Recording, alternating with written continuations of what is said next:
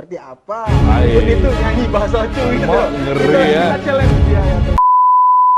Hai guys, malam ini kita bertamu ke rumah Abang Dayunda. Kita akan kulik sisi menarik dan sisi lain dari beliau, perjalanan beliau. Assalamualaikum Bang.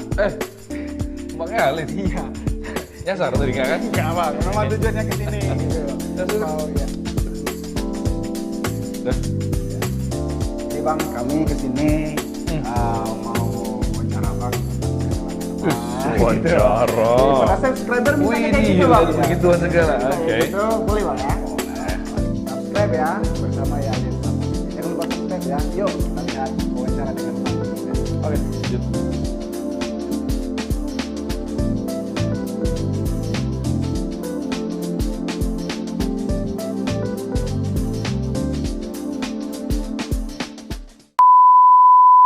Assalamualaikum dan sanak kasodonyo.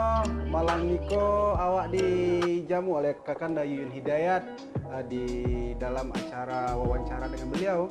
Kita akan mengulik kisah perjalanan beliau. Oke, assalamualaikum Abang Dah. Waalaikumsalam. Apa kabar Abang Dah? Alhamdulillah sehat. Terima kasih Abang Dah jamuannya kepada kami Yalis Satpol PP untuk hadir di rumah kediaman Abang Dah. Ini suatu kehormatan bagi kami Abang Dah bisa hadir di tempat yang sangat ya surga Abang Dah ini kan, merasakan surga gitu kan. Surga, rumahlah surgaku ya. Iya, rumahku surga ya. Banyak Ah. yang beranggapan Abang itu tidak bisa bahasa Ocu gitu. Tetapi saya sendiri melihat Abang bisa bahasa Ocu, bisa nyanyi Ocu gitu kan. Nah gitu. Kira-kira tentunya subscriber kita mau lihat gitu. Seperti apa Yuyun itu nyanyi bahasa Ocu gitu. Ngeri ya. Kita challenge dia ya. Kami hampir tiap tahun pulang ke kampung gitu kan. Jadi kami tuh udah terbiasa dengan lagu Ocu, dengan kuping Ocu itu biasa. Dan saya paham 100%. Pelan-pelan, insya Allah sih udah mulai beradaptasi. Dengan bahasa Ocu. Insya Allah lah, insya Allah masih bisa sedikit lah. Coba kita challenge dia nyanyi bahasa Ocu gitu. Wih, bahasa Ocu aku nggak hafal banyak loh. Coba nyanyi sedikit dulu. Apa ya bahasa Ocu ya? Kutang Barendo kayak atau apa gitu kan, atau ama Kutang Barendo tuh apa gimana? Elola Kutang Barendo. Gitu. Coba gitu. Coba. Pernah dengar enggak? Aku pernah denger lagu apa itu ya? Coba Bang. Oh ini. Abang dengar. Pasau kuo, pasau bangkina. Iya, asik. Sehingga sabonto di dusun salo. Ya gitu kan? Iya. Itu sih. Di kisah perjalanan waktu sekolah itu seperti kami di kampung-kampung ini enggak Abang dah dulu istilahnya. Sama. Seperti apa itu sebenarnya? Aku kan dulu di negeri juga. Di negeri. Bekasi itu kan sebenarnya juga sama lah kayak Kampar sebetulnya. Ya, sama kayak di inilah, kayak di daerah Pandau lah ya. Pandau itu. Perbatasan nih. Perbatasan. Bekasi ya sama kok sekolahnya, sama bangkunya sama, sampai sekarang pun sama ya. Bangku kayu. Kalau hujan juga becek. Oh sama. Seperti kami dulu di Kampar ini habis pulang sekolah terjun ke mandi sungai, main kelereng. Wah sama. Memang sama. Persis sama. Kalau di sini namanya kelereng ya. Kalau sana namanya gundu. Iya, main gundu ya. Main gundu. Nah, gitu. Jadi permainan rakyat itu di sana tuh memang lebih banyak. Seperti apa karakter Abang di masa kecil seperti di waktu SD? Seperti apa? Nakal. Lebih semacam kayak nakal laki-laki sih ya. Soalnya ya apa ya, main-main di sawah kayak gitu kan, main di sungai kayak, pulang ke rumah itu nggak ke rumah tapi kadang main di sungai, terus main cari ya, dulu cari ikan gabus kalau sambung. Iya, bocek kan sih. Bocek, cari ikan bocek. Ada juga bocek. Ada ya. Masih perkampungan juga Bekasi. Masih nggak perkampungan tapi ya masih banyak sawah-sawah di situ. Jadi masih kayak begitu dulu. Udah agak marah lah, wah dia pulang maghrib gitu, basuh lumpur semua, kayak gitulah, bandel-bandel kayak gitu sih. Abang tentunya sudah semakin matang ketika memasuki masa-masa SMP, Bang. Abang dulu SMP di Bekasi juga, Bang? 2, jadi sempat di Bekasi sekitar 6 bulan, terus pindah ke Jakarta. Cuma dulu kan kena sistem NEM itu, ada rayonisasi. Nah, seperti Bekasi, kan SD Bekasi nih, SMP juga Bekasi kan? Iya. Nah, itu aku pindah ke Jakarta. Dulu SMP itu sudah mulai kenal organisasi. Oh, udah masuk organisasi? Udah masuk, jadi udah kenal namanya Nah SMA juga Masih di Bekasi? masih. Masih Enggak, di Jakarta. Udah di Jakarta. SMA Di berapa? SMP udah Jakarta, SMA juga Jakarta. SMA berapa dulu di Jakarta? SMA tuh 81 lab SMA school. 81 Lab School ya. Lab school ya.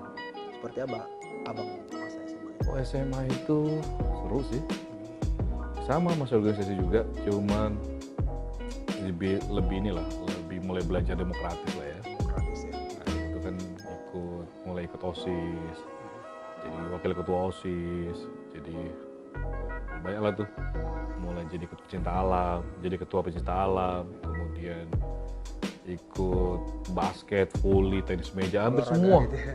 Hampir semua aku ikut tuh Kegiatan hobinya gitu. Waktu itu bapak hanya minta, coba deh kamu sekolah keluar katanya. Oh bapak yang minta Pak ya? Bapak minta dan aku juga pasti punya keinginan dong. Cuma waktu itu agak berat hati Bisa berat. karena bahasa Inggrisnya itu emang nggak bisa sama sekali. SMA belum bahasa Inggris? Belum bisa? Bahasa Inggris itu adalah bahasa pelajaran yang paling aku nggak suka. Why? Nah, kan? Aku sukanya tuh dulu matematika, fisika yang berbau-bau tentang itu lah. Ya, karena aku pecinta matematika. Bahasa Inggris itu kalau udah suruh maju ke depan tuh udah aku bahasa Oju itu menggege ya. Menggege. Oh nih mah, bahasa Oju, dan segala macam lah gitu kan.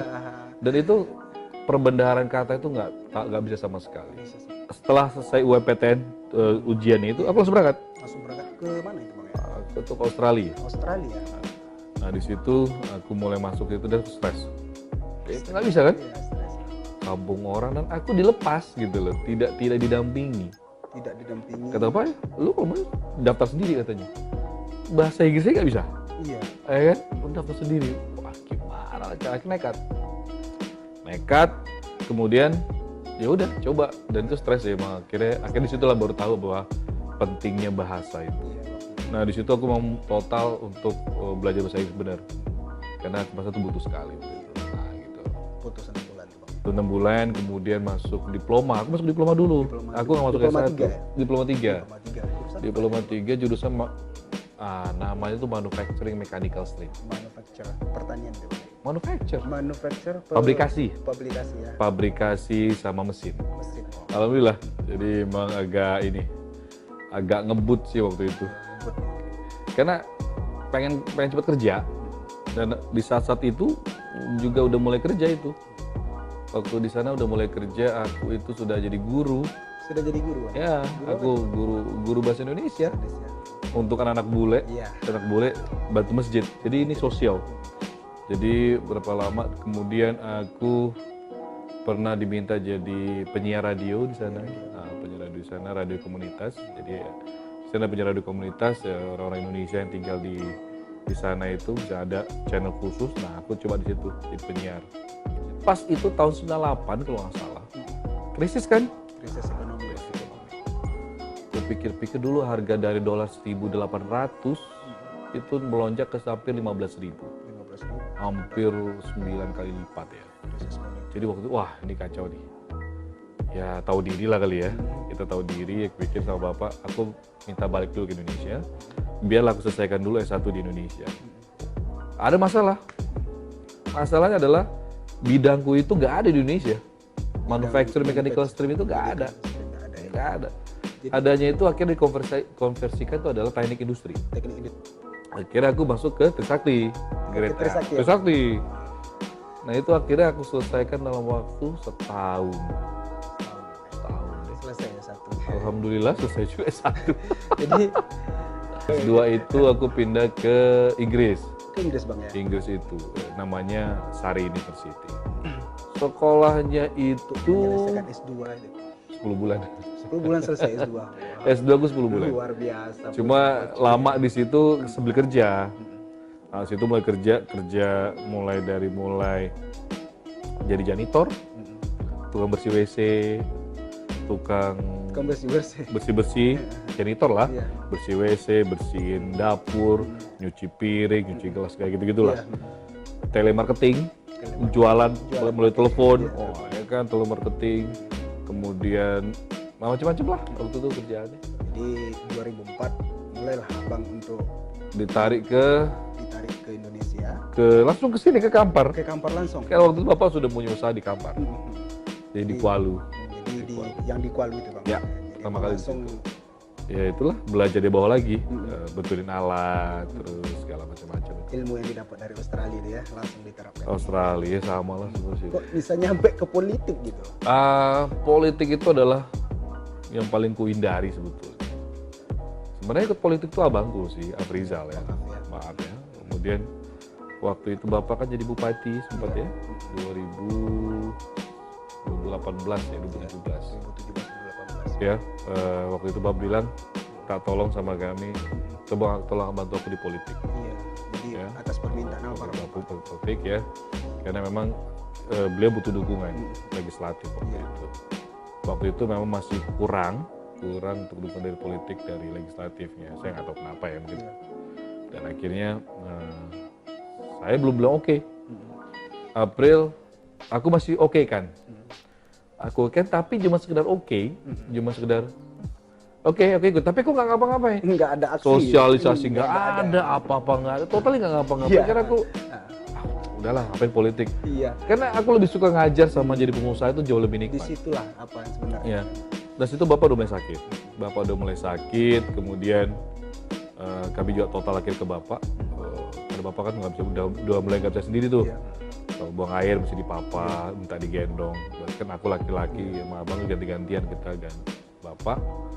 Sampai di bulan Desember itu ya akhirnya takdir. Allah disayang dengan beliau akhirnya Bapak meninggal 27 Desember kemarin 2018. Rupanya ada pesan-pesan dari beliau bahwa beliau minta aku untuk melanjutkan perjuangan beliau di politik. Itu kalau nggak salah seminggu atau 2 minggu menjelang beliau wafat. Dia hanya cerita ke ibu.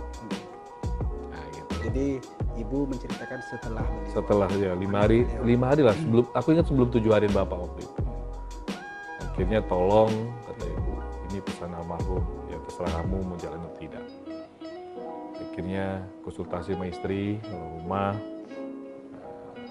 Awalnya sih dia keberatan. Dia memang udahlah ngapain politik, kita di usaha aja. Tapi aku bilang ini adalah amanah dari almarhum. Ya terus akhirnya dia coba untuk pelajari, ya udah kita cobalah katanya. Nah, kita coba. Kemudian setelah 7 hari Bapak, hari ke-8-nya atau hari ke-9, barulah saya mulai sosialisasi. Oh, bayangkan saja tuh, baru bulan Januari, Februari, Maret, April.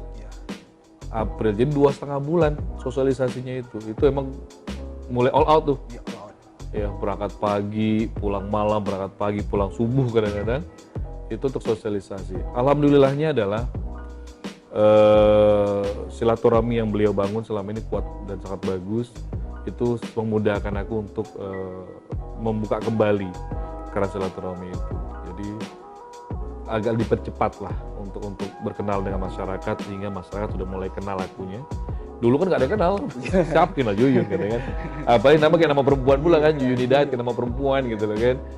Ya, dan saya juga jarang di Kampar karena banyak kan kerja ngajar itu adalah di Jakarta atau di keliling Indonesia waktu itu, dan juga kebanyakan juga pabrik-pabrik kan ada di Pelalawan. Jadi nggak banyak interaksi dengan orang Kampar sebetulnya. Nah itulah yang membuat keputusan jadi ke politik itu. Jadi keputusan di politik adalah karena melanjutkan amanah dari Bapak itu ya. Salah satunya ya, akhirnya sekarang setelah masuk politik baru tahu gitu loh, oh begini politik dan oh begini rupanya yang harus diperbaiki. Nah, gitu. Jadi waktu awal saya jadi anggota dewan itu di legislatif, yang saya lakukan adalah saya membuka kembali catatan-catatan dari almarhum. Ya, jadi rupanya masih banyak yang almarhum itu catat itu belum terrealisasikan. Akhirnya saya buat jadi satu bahan, satu jilid gitu ya.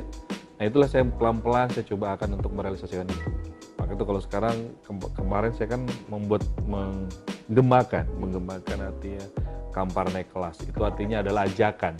Kampar naik kelas itu adalah mengajak untuk kita berbuat lebih baik lagi dari apa yang kita perbuat hari ini apa kemarin. Oke, demikianlah mengulik sisi lain dari Bang Yuyun Hidayat. Beliau terlahir di luar Kampar, tapi beliau tetap paham dengan bahasa ibunya. Dan seperti kisah beliau dari SD, SMP, SMA sama persis dengan kisah kita kita di Kabupaten Kampar ini. Beliau adalah sosok Abang Da, sosok yang ingin melanjutkan amanah dari almarhum. Niat beliau baik untuk Kabupaten Kampar ini. Kita doakan beliau, kita doakan almarhum supaya apa yang dicita-citakan beliau untuk Kabupaten Kampar ini menjadi terkabul, betul kan? Amin. Abang dan keluarga, anak dan istri mudah-mudahan selalu dalam lindungan diberikan Allah SWT. Terima kasih para pemirsa, demikian wawancara kami dengan Bang Yuyun Hidayat. Wabillahi taufiq wal hidayah. Wassalamualaikum warahmatullahi wabarakatuh.